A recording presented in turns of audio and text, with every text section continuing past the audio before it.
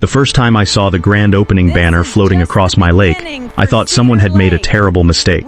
By the time I realized they hadn't, more than 200 people were cheering from a floating restaurant anchored right in the middle of water I had owned for nearly 20 years. A live country band was playing. Boats were lined up like it was a holiday festival. The HOA president stood on the upper deck holding a champagne glass while giving interviews to affectualises to a new... Then she smiled straight into the camera and said the 7 words that changed all our lives. This lake finally belongs to the community. I nearly drove my truck into the water. The problem? The restaurant wasn't on community property. The lake wasn't owned by the HOA. The only legal way to launch boats onto that lake belonged to me. And nobody, not the board, not the contractors, not the investors, not even the county, had bothered to read the oldest deed in the valley. They spent millions building a business that depended on one boat ramp. My boat ramp. I didn't yell. I didn't argue. I simply drove home, locked one heavy steel gate, and waited. Because sometimes revenge isn't loud. Sometimes it sounds exactly like a chain clicking shut. My name is Ethan Walker. I'm 48 years old, and I own Walker Ranch just outside a small Texas town where everyone knows everyone until money shows up. My family bought this land in 1978, long before luxury neighborhoods, golf carts, and HOA meetings became the biggest attraction around here. Back then, Cedar Lake wasn't considered valuable. It was just a quiet body of water surrounded by oak trees, cattle pastures, and dirt roads. My grandfather saw something everyone else missed. He purchased not only the shoreline connected to our ranch, but also the only natural access point where trailers could safely launch boats. Over the years, the county paved the gravel path leading to that launch because emergency crews occasionally needed lake access. The agreement was simple. The road remained public, but the actual boat ramp and the surrounding parcel stayed private property owned by my family. Every survey, deed, easement, and tax record said exactly the same thing. Nobody questioned it until the HOA arrived. 5 years earlier, developers built a luxury subdivision called Crystal Ridge Estates on the opposite side of the lake. Huge houses appeared almost overnight. Fancy entrance gates replaced old cattle guards. The people moving in weren't bad at first. Most simply wanted quiet weekends away from the city. Then property values exploded. The original developer sold the neighborhood, and a new HOA board took control. Their new president, Victoria Langford, believed every inch of the area should serve the subdivision's image. Victoria was in her early 50s,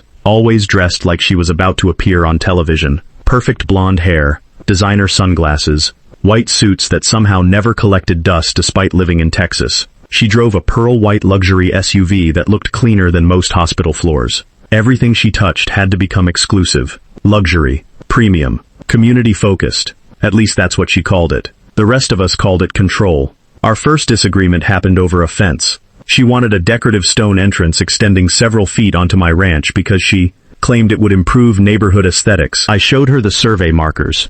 She smiled politely. Then construction crews arrived anyway. Removing those stones cost her HOA nearly $60,000 after the county confirmed she had crossed onto private land. Most people would have learned from that. Victoria didn't. She simply decided I was the obstacle standing between Crystal Ridge and becoming the most prestigious community in the county. For the next 3 years, she filed complaints about everything imaginable. My cattle trailers, my hay storage, my tractors, dust from ranch trucks, the sound of calves during branding season. She even complained that my horses were visible from homes selling for over $1 million. Because, according to her, ranch life reduced luxury appeal. The county dismissed every complaint, every single one. Eventually, I stopped paying attention. Walker Ranch kept operating exactly as it always had. Every morning before sunrise, I fed my horses, checked the fences, and drove around Cedar Lake. It was peaceful. Pelicans landed near the reeds every spring. Deer crossed the shoreline almost every evening. My black Labrador, Duke, loved jumping into the water before breakfast, no matter how cold it was. That lake wasn't just property. It carried my family's history. My father taught me to fish there. My mother scattered my grandfather's ashes there after he passed. Every corner reminded me why I stayed while so many others sold their land to developers. Money couldn't replace memories. One afternoon, my neighbor, Ben Carter, stopped by on his ATV looking unusually concerned. "You heard what they're planning?" I shook my head. "They're talking about tourism." I laughed. "Tourism? They've been meeting with investors." "For what?" Ben looked toward the subdivision across the lake. "I heard somebody mention waterfront dining." I couldn't help smiling. "On what waterfront?" He shrugged. "They seem convinced they own more than they actually do." I'd heard rumors before. luxury marina, boat rentals, private yacht club, outdoor concert venue. None ever happened, because every proposal eventually reached the same conclusion. No legal lake access. Without a launch point, nothing large could reach the water. Building another ramp somewhere else wasn't possible, because steep rock formations surrounded most of the shoreline, and environmental restrictions protected the remaining wetlands. That single boat ramp on my land wasn't merely convenient, it was essential. A month passed without another word. Then heavy equipment started arriving. At first I assumed they were expanding walking trails inside Crystal Ridge. Instead, cranes appeared near the eastern shoreline. Floating concrete sections were delivered on oversized trucks.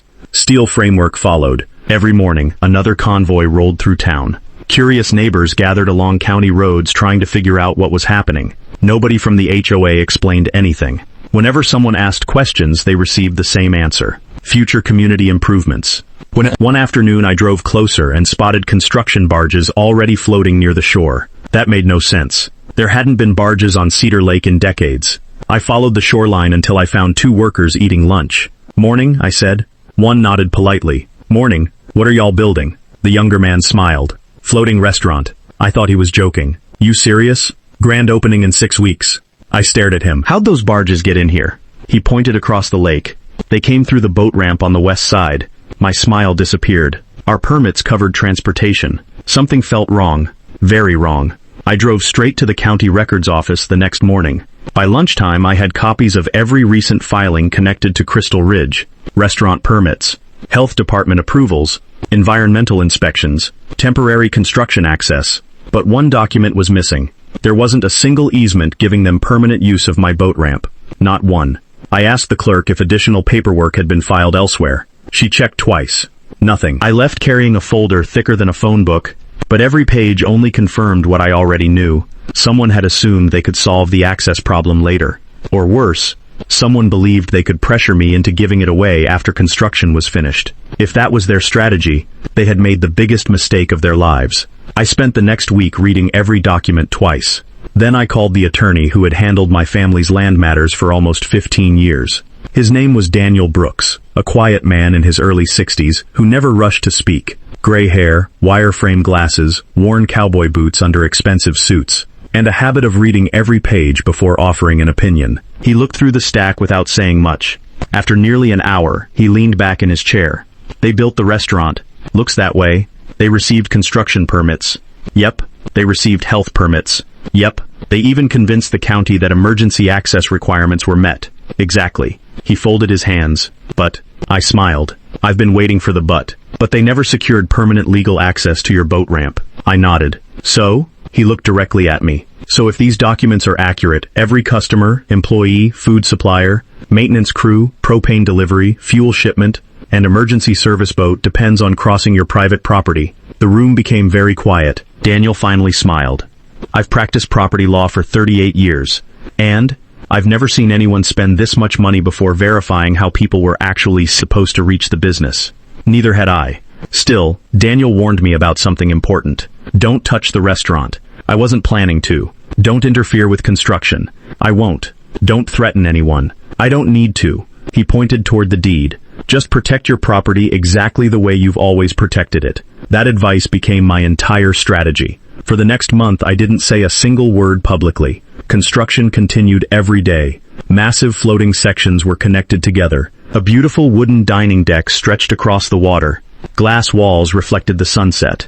String lights hung above outdoor tables. From a distance, I had to admit it looked impressive. Almost everyone in town admired it. People posted drone videos online. Local newspapers called it the future of lakeside tourism. The HOA proudly announced it would transform the entire county. Victoria appeared in interview after interview.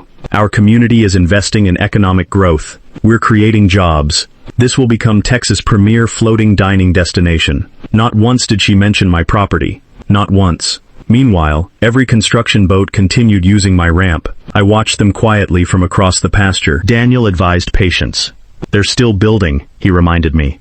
"The larger the investment, the harder the fall." He didn't finish the sentence. He didn't have to. About 3 weeks before opening day, I noticed something else. Concrete trucks arrived. Workers began widening the parking lot near my boat ramp. Without asking, again, I drove over immediately. A foreman walked toward me. "Can I help you? You paving my property?" He checked a clipboard. "This area is part of the restaurant access improvements." "No." He frowned. "Our plans," I interrupted him. "Show me the survey." He couldn't. Instead, he handed me a construction map that ended exactly where my property began. The paving crew had simply crossed the line because it made turning boat trailers easier. I called the county survey office. Within 48 hours, bright orange stakes appeared. The property line became impossible to ignore. Nearly 30 feet of fresh pavement sat on my land. The contractor looked sick. Victoria looked furious. She arrived in her spotless white SUV before noon. "Ethan." "Victoria, we have a misunderstanding." "No." She forced a smile. "We're improving access for everyone. You're paving private property. It's only 30 feet. It's my 30 feet. She crossed her arms. "You aren't actually going to make us remove it." I looked around. "Didn't the stone entrance teach you anything?" Her smile disappeared. "This project benefits the entire community. My deed doesn't change because your project is expensive." She lowered her voice. "Name your price." That surprised me. "So that's your solution?" "Every property has a value." I shook my head. "Not this one." She laughed softly. "Everyone sells eventually. My grandfather didn't. My father didn't. And neither will I." She climbed back into her SUV without another word. 3 days later, bulldozers removed every inch of pavement from my land. The contractor apologized before leaving. Victoria never did. Opening day arrived on a warm Saturday morning. The entire county seemed excited. News vans parked near Crystal Ridge. Food bloggers filmed videos. Country musicians tuned guitars on the upper deck. Luxury boats decorated with ribbons floated beside the restaurant. Everything looked perfect. From my ranch porch, I watched guests arrive wearing summer dresses and pressed shirts. Duke sat beside me, his tail wagging without understanding why hundreds of strangers had suddenly appeared. Ben drove over on his ATV carrying coffee. "You going?" "No." "You invited?" I laughed. "I don't think Victoria wants me cutting the ribbon." We watched helicopters filming aerial footage. The restaurant sparkled under the Texas sun. Around noon, music echoed across the lake. Then applause erupted. Victoria stood on stage holding oversized ceremonial scissors. Even from that distance, I could hear parts of her speech through loudspeakers. Dream. A dream. Years of planning. A community achievement. Then came the sentence that made Ben nearly choke on his coffee. "This lake finally belongs to everyone." Ben slowly looked at me. "You hear that?" Every word. We stayed silent for another minute. Finally, Ben asked the question everyone eventually asked. So, when are you locking it?" I looked toward the old steel gate standing open beside the boat ramp.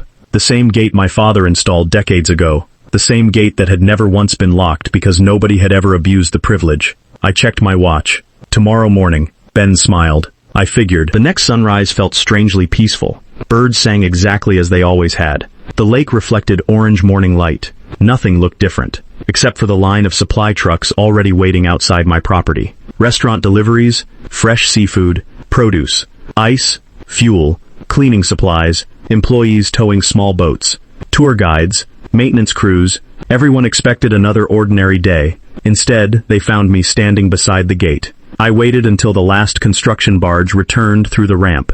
The operator waved. I waved back. Once the boat cleared the water, I swung the heavy steel gate shut. The old chain wrapped around the posts with a metallic scrape. Then I slid a hardened steel lock through the links. Click. The sound echoed farther than I expected. It wasn't loud, but somehow everyone heard it. The first delivery driver climbed out of his truck. Morning. Gate won't open." "I know. I've got a delivery." "I'm sure you do." He looked confused. "They're expecting us." They should have thought about that before depending on private property.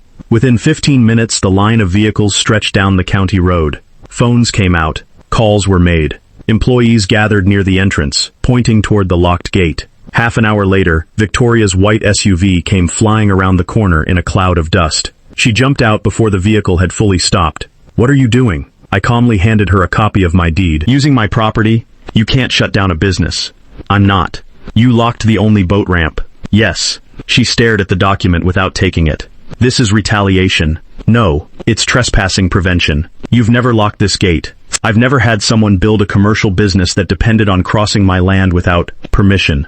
She pointed toward the growing crowd. "People are watching." I looked behind her. News cameras had already arrived. So they are. For the first time since I'd known her, Victoria looked genuinely worried. Not angry, not confident. Worried. She lowered her voice and stepped closer. Ethan, let's be reasonable. I've been reasonable for 20 years. You can't cripple a business over a misunderstanding. I looked at the line of trucks stretching down the county road. This misunderstanding cost someone a few $1 million. It doesn't have to end this way. It ended the day you built a commercial restaurant that depended on private property you never owned. She took a deep breath. Open the gate. We'll negotiate afterward. Daniel's words echoed in my mind. Don't negotiate after they've gained the advantage. I shook my head. We negotiate before access, not after. She immediately pulled out her phone. Within 30 minutes, 3 HOA board members arrived in separate luxury SUVs. They all wore the same expressions, confused at first, then increasingly nervous as they realized the situation wasn't going away. One of them, Mark Ellis, tried a friendlier approach. Ethan, surely we can work something out. I've been waiting for someone to ask before building. We assumed. I know exactly what you assumed. Another board member interrupted. The county approved everything. The county approved a restaurant, I replied. The county didn't give you my property. That shut everyone up. An hour later, 2 sheriff's deputies arrived after someone reported that I was illegally blocking a public access road. Sheriff Robert Hayes stepped out of his truck. He'd known my family since I was a kid. He tipped his hat. Morning, Ethan. Morning, Sheriff. Victoria rushed toward him before he reached the gate. He's shutting down our business. Sheriff Hayes looked at me. You locking your own gate? Yes, sir. You threatening anybody? No. Damaging anything? No. He held out his hand. Mind if I see the deed? I handed him the folder Daniel had prepared. The sheriff spent several quiet minutes reading. Then he walked to the county survey markers that had been installed weeks earlier. Finally, he turned back toward the crowd. The gate is on Mr. Walker's property. Victoria stared in disbelief. But the restaurant depends on this ramp. Sheriff Hayes nodded. I can see that. So make him open it. I can't. Why not? Because private property is still private property. A reporter standing nearby caught every word on camera. By noon, the story had spread across social media. Videos of the locked gate were getting thousands of views every hour. People argued online about whether I was right or wrong. Some called me stubborn. Others called me a hero for standing up to an overreaching HOA. Meanwhile, the restaurant was falling apart. Fresh seafood spoiled in delivery trucks. Employees sat on the shoreline waiting for instructions. Customers demanded refunds after discovering there was no way to reach the floating dining room. Even worse, the fire marshal arrived that afternoon. After reviewing the emergency evacuation plan, he asked a simple question. If this access point is unavailable, how do you evacuate 200 people during a fire or medical emergency? Nobody had an answer. By sunset, the restaurant was ordered closed until legal access could be established. Victoria looked like she hadn't slept in days. 3 mornings later, Daniel called. They've filed for an emergency injunction. I figured. They want a judge to force you to reopen the boat ramp. When's the hearing? Tomorrow. The county courthouse was packed. Residents filled nearly every seat. Reporters lined the walls. Even neighboring ranchers showed up. Victoria's attorney argued first. Your Honor, Mr. Walker has intentionally caused catastrophic financial damage by denying access to a community business. The judge adjusted her glasses. Was he under any legal obligation to provide access? There was a long pause. The attorney admitted, not under a written agreement. Daniel stood and calmly placed the original deed, survey maps, tax records, aerial photographs, and decades of county documents on the evidence table. This case is remarkably simple, he said. My client isn't blocking public property. He's controlling access to his own land. The plaintiffs invested millions while failing to obtain the most basic legal right required for their project. The courtroom became silent. Then the county surveyor testified. He confirmed every boundary marker, every easement, every recorded deed, every measurement. Nothing favored the HOA. The final witness was the county planning director. The judge asked him directly, "Did your office verify permanent legal access before construction?" He swallowed hard. "We believed access had already been secured." "You believed?" "Yes, Your Honor." The judge closed the file. Belief is not ownership. An hour later, she returned with her decision. The injunction was denied. The HOA had no legal right to use my boat ramp. Furthermore, the court ruled that any future commercial access would require my written consent or a voluntary purchase negotiated at fair market value, something I was under no obligation to accept. Outside the courthouse, reporters surrounded Victoria. She refused to answer questions. Within weeks, homeowners learned the HOA had spent millions of dollars from association funds on a project that couldn't legally operate. Lawsuits followed. Several board members resigned. An independent audit uncovered additional financial problems unrelated to the restaurant. The floating restaurant was eventually towed away in sections. The music stopped. The lights went dark. The lake became quiet again. A month later, I was repairing a fence when Ben drove up on his ATV. He looked across the calm water and smiled. Hard to believe all that happened. I nodded. The lake finally looks like itself again. He laughed. You know what's funny? What? All they had to do was ask. I looked toward the old steel gate. It was still locked. Not because I hated my neighbors. Not because I wanted revenge. But because some lessons are expensive, and respect for another person's property is one of them. As the sun disappeared behind the oak trees, Duke ran into the water just like he had every evening for years. The ripples spread across the lake until they disappeared into the fading light. Some people think the strongest lock is made of steel. They were wrong. The strongest lock is a deed that's been respected for generations, and one person willing to defend it.